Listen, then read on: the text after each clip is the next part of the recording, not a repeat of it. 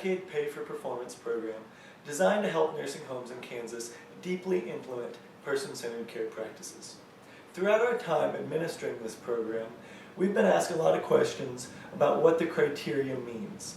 So in order to help answer some of those questions, we're first going to present to you a broad overview of the criteria, so the domains, the cores, and the standard practices that it consists of. And then we're going to dive deep into the details of that criteria to help you understand how to implement it and what it means for you at the home level. The PEAK 2.0 criteria consist of 4 domains and 12 cores. These 4 domains, resident choice, staff empowerment, home environment, and meaningful life, are each made up of cores which are subsequently broken down into supporting practices. For example, the first domain, resident choice, consists of 4 cores: food, sleep, bathing, and daily routines. Each one of these cores then contains supporting practices that will be discussed shortly. The second domain, staff empowerment, also has 4 cores: relationships, decision-making resident care, decision-making staff work, and career development. Domain 3, home environment, contains only 2 cores: resident bedrooms and resident use space. And the fourth and final domain, meaningful life, contains the 2 cores of supporting the human spirit and community involvement. The goal for homes in the PEAK program is to eventually meet the criteria in all 12 core areas within these 4 domains.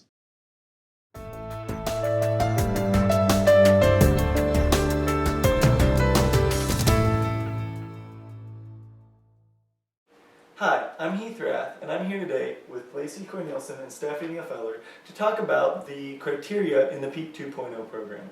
Lacey, would you like to get us started today with the first domain? Sure. We can talk about resident choice, which is all about residents being able to direct their own lives. Making determinations about our life is really a fundamental aspect of self-determination, and promoting choice or promoting individual choices of residents is really a bedrock of person-centered care.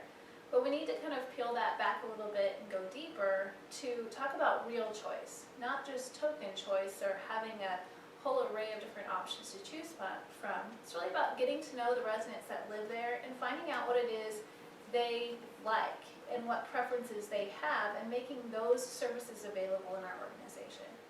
So for instance, if you were gathering information about me, if I moved into a home you were working at, you would want to learn about things like the types of foods I wanted to eat. So if you were learning about my breakfast preferences, you'd learn that I eat bran flakes with dried cherries and milk most mornings. And so among the cereal options available in your home, you could add to it or modify the selections to include bran flakes, because you know I would eat that when I moved in.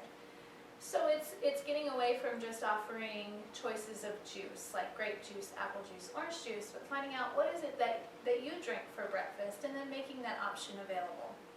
So it's not regimented by us, it's supported by us. It's really the power to determine aspects of our lives, and that means making decisions good and bad. So we then inherently accept risk as a normal part of life. Well, I see within this core for resident choice, there's this domain for resident choice, there's 4 cores. There's food, sleep, bathing, and daily routines. So Steph, do you want to get us started with food? Absolutely. With food, what we're really talking about is the what, the when, and the where of what people eat, when they eat those things, and where they eat those things. So we'll begin with the what. Lacey talked about this idea of having real choice in terms of what people want. With food, this comes into play where residents have the opportunity to have numerous choices at each meal and for snacks. And we're not talking about the main dish and the required alternative. We're talking about lots of choices that go beyond that. So for example, you might have buffet-style dining or restaurant-style dining, where residents get the opportunity to see a variety of choices at that meal and then make a selection at that point about what they'd like to eat for that meal. It also goes to the idea of having residents help to determine what those choices are.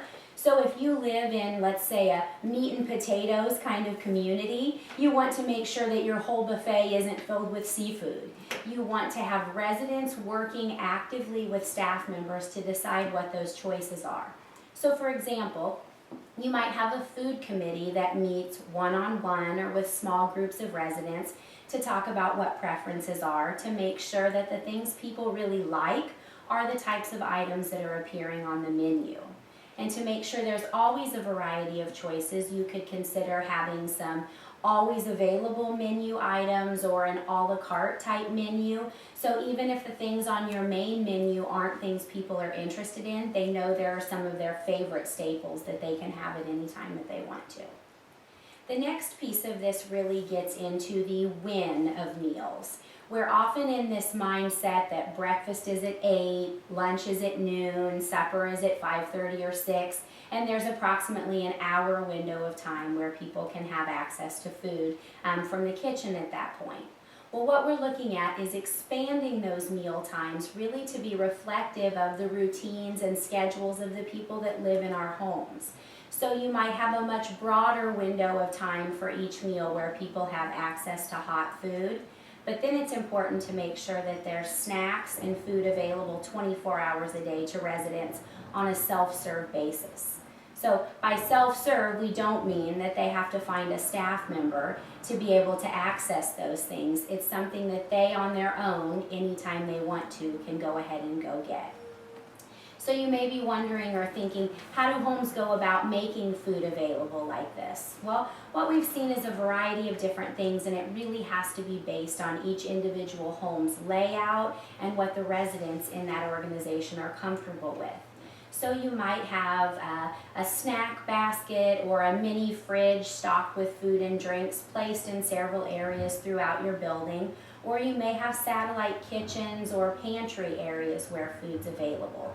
The key is to work with residents in your organization to determine where is the best place to place those things so that they truly are accessible for people. Then the last piece of this is the where. Residents should have the opportunity to choose to eat their meal wherever they want to. Think about where you eat your meals. You might eat breakfast in your living room while watching TV, or sometimes you might even opt for having breakfast in bed or having lunch out on the patio with friends.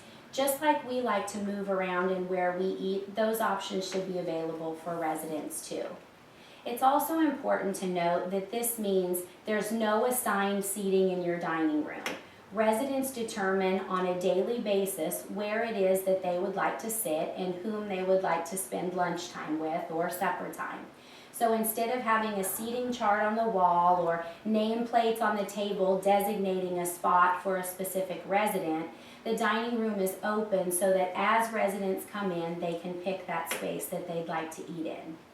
Something that often becomes a challenge or something that people question a lot is, well, we have an assisted dining room or an assisted dining table in our dining area, and those residents that need assistance have to sit at that table. Well, this criteria tells us to get away from having a feeder table or a specific place in our dining room for those who need assistance, but have them choose where they would like to sit and assist them in the spot that they choose to sit at. The key is residents are really driving what they eat, when they eat, and where they eat. Great, thanks. Great, Steph. There's a really great summary of the core number 1, food. Looks like the second core is sleep, and within this, I see there's 2 standard practices: individual sleep routines and undisturbed sleep practices. Lacey, do you want to tell me a little bit about those? Yeah, absolutely, Heath. One thing to keep in mind as homes are working on the Peak 2.0 core areas is that if a home selects a core like sleep, they need to make sure to address all the supporting practices that fall within those core areas. So for instance, with sleep, there's the 2 different supporting practices: individual sleep routines and undisturbed sleep practices. So homes would need to tackle everything under both of those areas and look at the specific instructions under those areas. So let's talk a little bit about individual sleep routines. If we're supporting individual sleep routines, it really starts out by finding out about the person. What are their sleep habits? How do they do that at home, and then how do they want that to be handled now that they're living here. So what time do they prefer to get up in the morning? What time do they go to bed? When do they take naps? Do they prefer to take naps? And then we need to recognize as staff members that sometimes those preferences change day to day depending on what we're doing. So for instance, I might just be tired. I might have stayed up late to watch the finale of Dancing with the Stars or something like that. And I'm tired this morning and I want to sleep in. Or I may not be feeling well and I want to sleep in. Or I might have an appointment to go to and I need to get up earlier than I would typically get up to get around, get ready, and prepare for that appointment. So recognizing that preferences change day to day as well. So knowing what the kind of norm is for the person, and then when that is different, taking cues from the resident.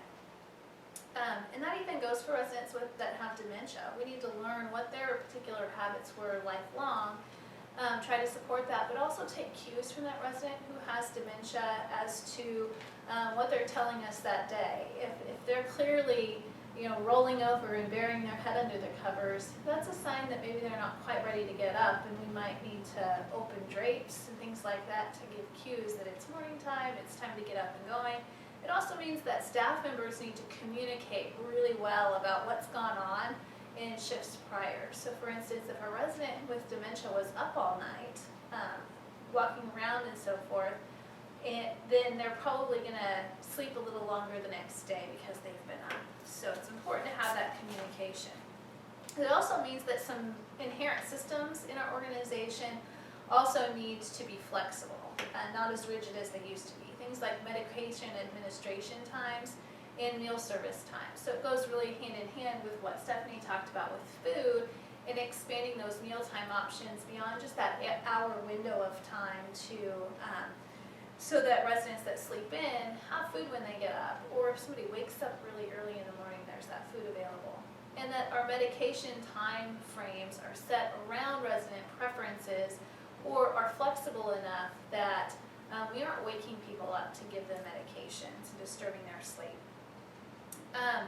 It's really important to know the person. It's a lot easier to support these preferences if we know a lot about them. So this is where consistent staffing comes into play here.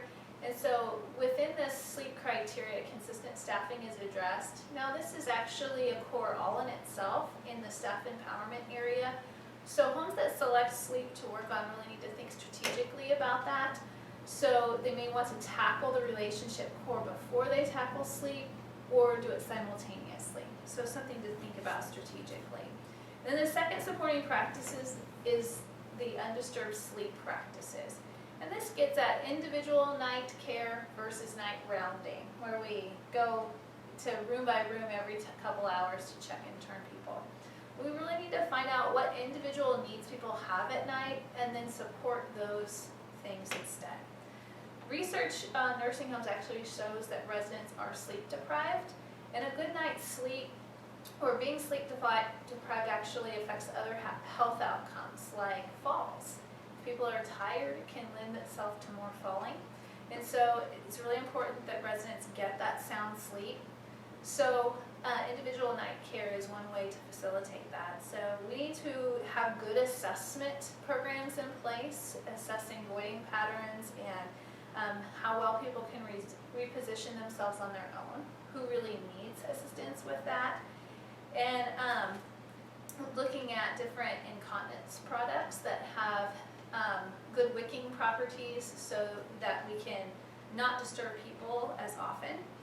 We also want to look at ways that we can reduce noise in our home and look at lighting so that at night the lighting is conducive to sleep. We also want to consider looking at supporting residents' bed preferences. Do they want to bring in their own bed? Do they have their own pillow or favorite blanket that helps them sleep really well? And how can we support that? That means we also have to assess for safety of the beds that they bring in and ensure that they're not only safe just for that person, but also safe for other people who might, wander into their room or something like that. So we want to look at the mattress and how far it is away from the bed frame and things like that. So there's some good resources out there on that. So if homes select that, we encourage them to add that to their action plan to sort through. Well, it seems like I'm starting to see some connections and relationships between these different cores and domains, so I'm sure we'll continue to see that. Steph, it looks like the next core in the resident choice domain is bathing. And within that, we have two standard practices, bathing choice and bathing alternatives. Can you talk a little bit about these? Sure. Really, this goes back to the idea of really getting to know the resident and offering them true choice, like Lacey has talked about a few times. With bathing, often we have residents move in and we say, bath or shower, day or night. And we offer kind of regimented choices to them instead of taking the time to say, talk to me about your routine at home for keeping yourself clean. If you think about your own life, for many of us, bathing and the way we choose to keep ourselves clean is a part of our routine, but it's also a way that we relax or a way that we pamper ourselves. And so when we don't offer this real choice to people, we take something that's very personal and very important to people, and we make it something that can be stressful and very scary. So by asking people the question of what was your bathing routine or how did you keep yourself clean at home, we give them the opportunity to really share with us what their preferences are. And then we can ask, so how would you like to have those things done here? Or how can we support you to continue in the routine that you're comfortable with?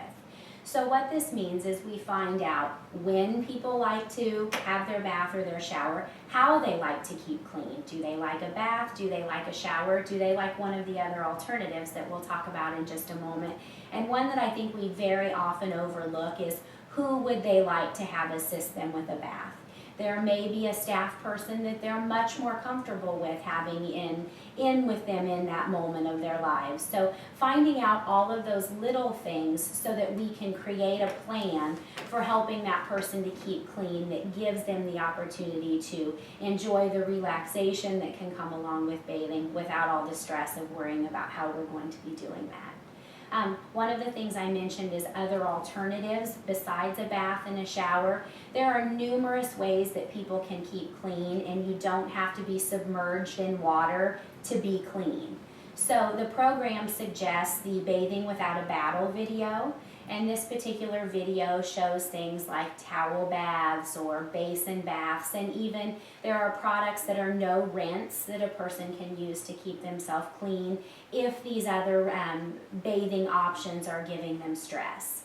The critical piece of this is we can't expect staff members to offer these alternatives and support people with these alternatives if they aren't aware that they exist and they're not trained on how to do them. So what the program requires is that staff members are all trained on the alternatives for bathing, and this training doesn't just happen once. It's something that occurs regularly so that these stay fresh in their minds and their skills on how to do these alternatives stay sharp.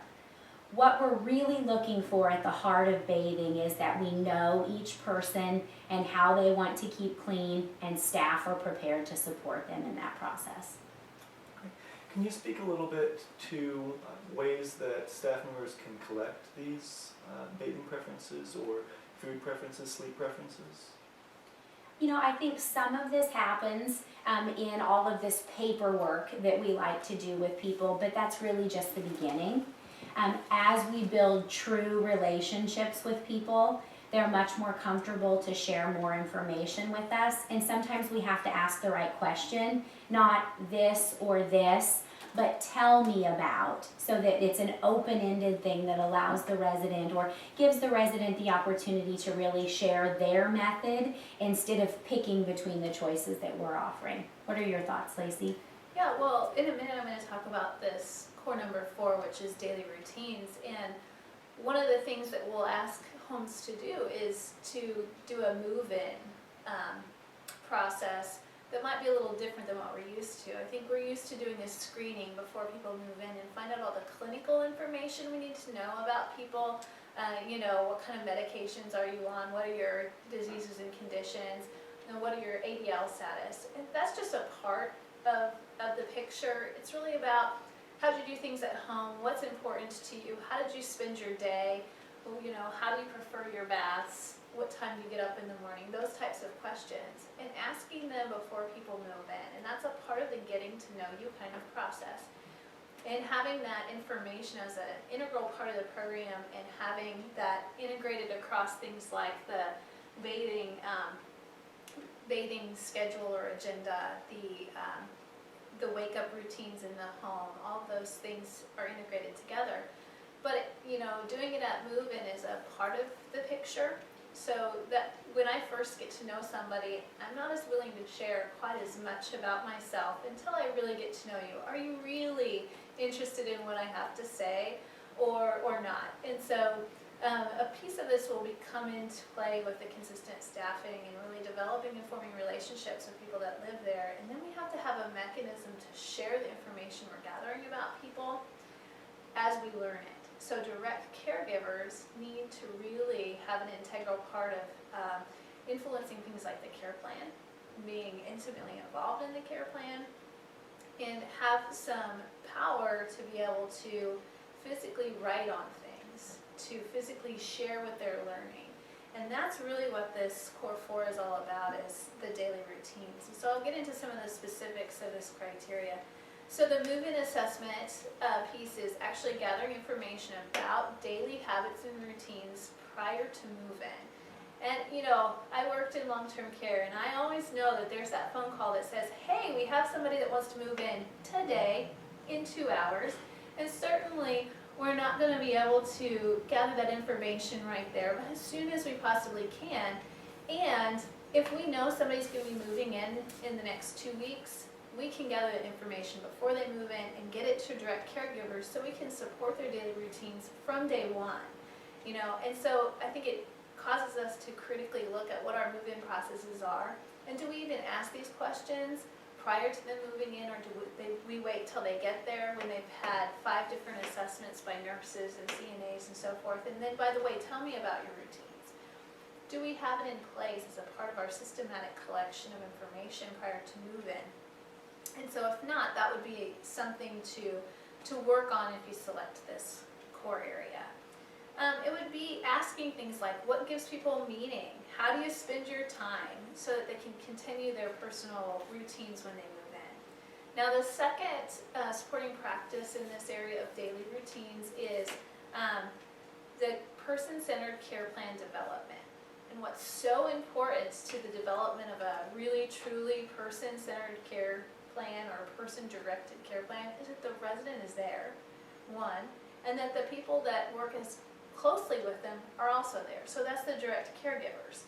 So what the criteria asks of homes is that 90% of care plans are attended by either the resident or their family or a designated decision maker, and that 90% of care plans are attended by direct caregivers. So if you're selecting this area, you might ask questions like, are you flexible with the scheduling of care plans? Are you flexible in what those meetings look like and where they're held at? Are they held in a main office that's a long ways away from where the resident's room is or where they spend their time in the home? Can we have care plans right in the resident's room? Being creative about conference calling or Skyping people or FaceTiming people or whatever into the care plan meeting.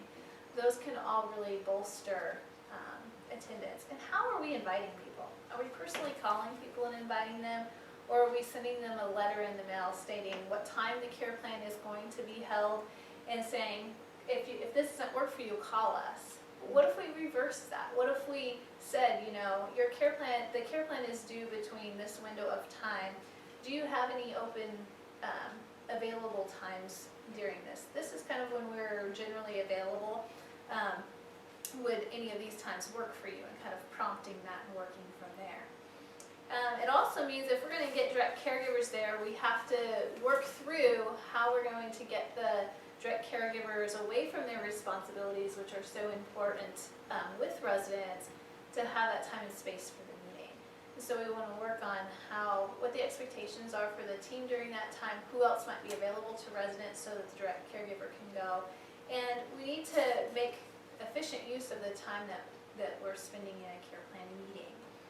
And then the final supporting practice here is care plan delivery. It's really translating what we talk about and create during that into practice, what happens day to day. So that means caregivers need access to what's developed in that care plan meeting. They need to know what's in the care plan, they need to know where to find it, and And they also direct caregivers need to have the ability to change or have input into that care plan in between care plan meetings, because they're the ones seeing things on the spot. And so that means we kind of have to formalize that process. Is it that a direct caregiver will actually physically write on the care plan and then somebody's responsible for changing their actual formal document?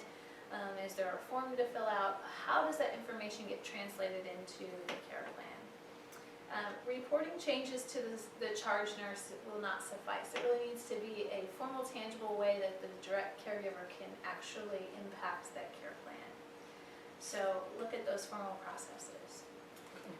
Well, thank you both very much. I really feel like I have a much better grasp on this resident choice domain now, and the 4 cores that make it up: food, sleep, bathing, and daily routines. So again, thank you very much.